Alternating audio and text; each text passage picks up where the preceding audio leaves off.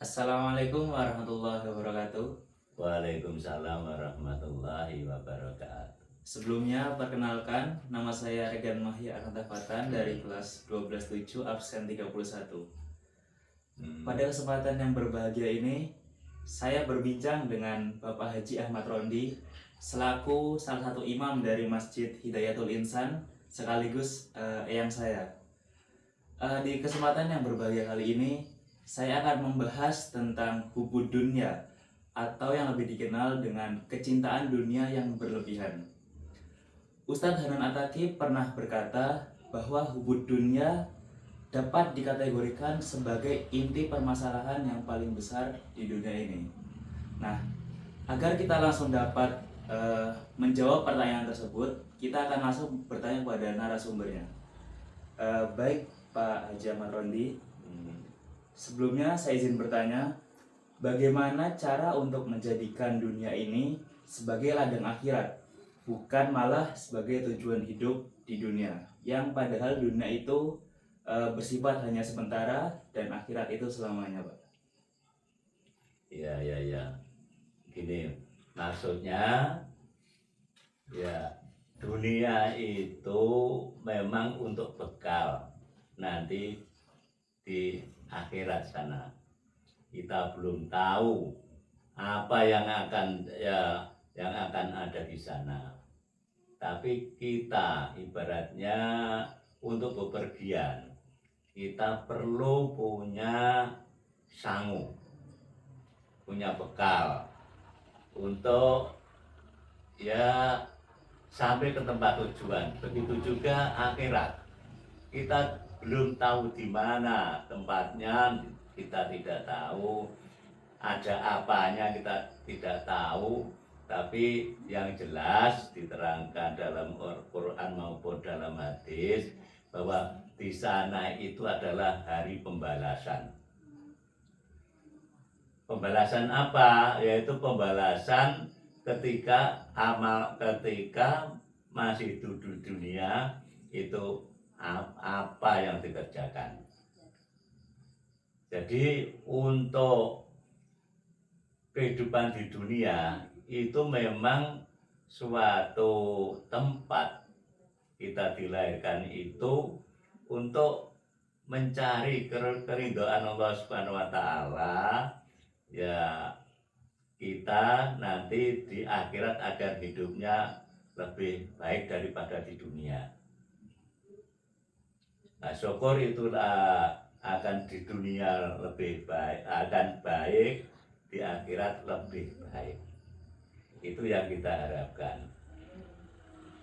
Karena di dunia itu Allah telah memberikan rezeki yang banyak.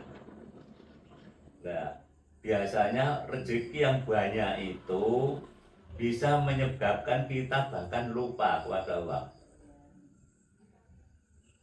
Lupa kalau semua yang diberikan di dunia itu adalah milik Allah, diberikan kepada umatnya manusia. Tapi umumnya manusia itu tidak memikirkan dari mana rezeki ini datang. Taunya ia bekerja, terus bekerja agar mendapat rezeki yang banyak, menumpuk kekayaan, baik itu secara halal atau tidak halal, tanpa itu dipikir. Itulah orang yang tidak mengetahui agama. Jadi yang jelas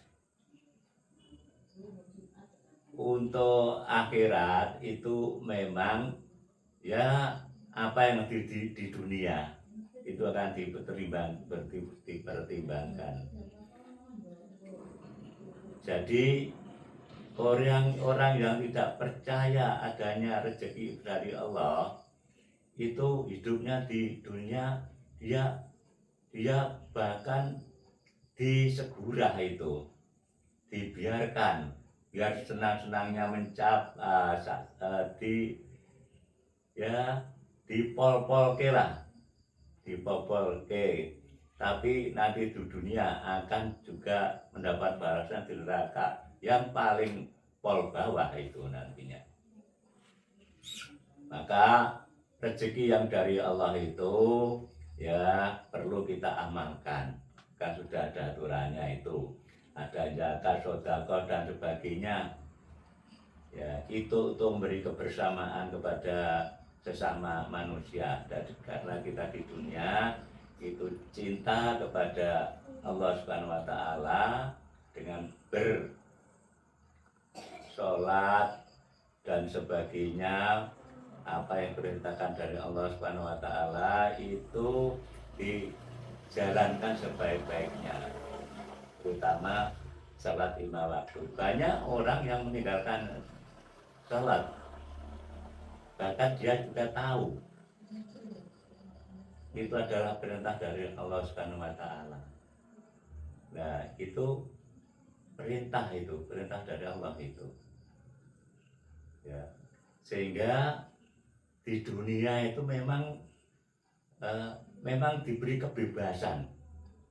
Bahkan dari Allah itu kan sudah ditunjuk dan besok bagaimana di akhirat hasilnya. Tapi apabila manusia di dunia tidak mengetahui akhirat bagaimana kejadiannya, besok di sana bagaimana pembalasannya, apalagi tidak percaya dengan pembalasan Allah, itu ya akan menyesal sendiri. Nanti dalam akhirat itu akan menyesal sendiri. Jadi banyaklah di dunia itu banyak beramal, bersedekah, banyak mengerjakan perintah Allah. Selain sholat 5 waktu juga sholat sunahnya. Berbuatlah baik kepada sesama manusia. Itu aja yang kita tidak usah muluk-muluk bisa ini ya. Intinya ya kita itu pertama harus ingat kepada Allah, kedua mencintai sesama manusia, mencintai para nabi, terutama Nabi Muhammad SAW sebagai nabi kita. Ya itu aja yang kita utamakan.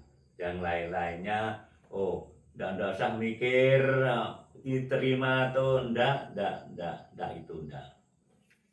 itu urusan Allah itu. Yang penting perintahnya apa kita laksanakan, baik sunnah maupun yang wajib. Karena di dunia itu banyak gangguan.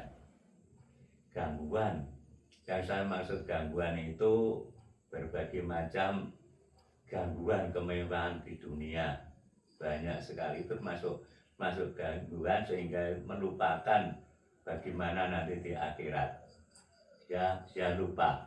Bahkan di dunia itu ya dia lebih mencintai dirinya sendiri.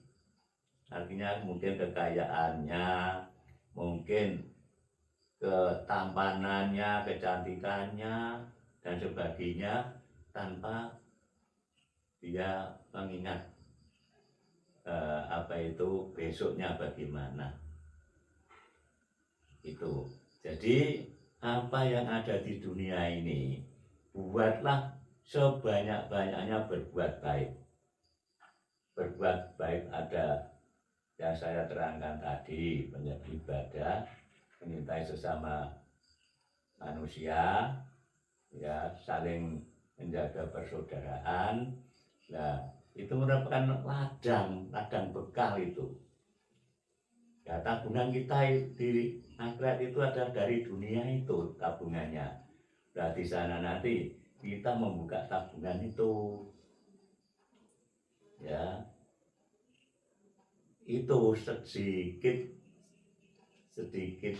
dari saya, ya, itu sedikit, tapi kalau diberikan, kalau memang bukunya dibaca, ya di dalam hadis itu ada, Quran aja itu diterjemahkan, ya, atau tafsirnya dipelajari sendiri, itu nanti akan ketemu di sana. Itu itu memang kesadaran diri sendiri itu. Jadi kesadaran itu untuk ingat kepada Allah bahwa di dunia itu memang tempat ya apa ya, tempat untuk mencari bekal di dunia, bukan untuk bersenang-senang di dunia itu. Jadi memang di dunia ini tidak dibatasi.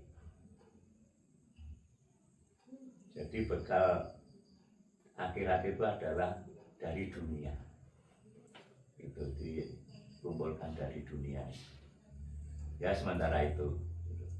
Berarti untuk dari saat kita di dunia, yang kita lakukan adalah seimbang antara hidup di dunia dan juga mencari pahala seperti dengan cara doa, sholat, dan melakukan kebaikan ya Pak? Iya. Jadi gini, banyak orang berkata hidup di dunia dan di akhirat itu adalah seimbang. Tapi bagaimana menyeimbangkan kehidupan dunia dan akhirat itu? Saya malah itu tidak setuju itu. Kalau kehidupan dunia harus seimbang antara dunia dan akhirat. Ya, itu memang terserah kepada yang apa ya, yang mengucap itu.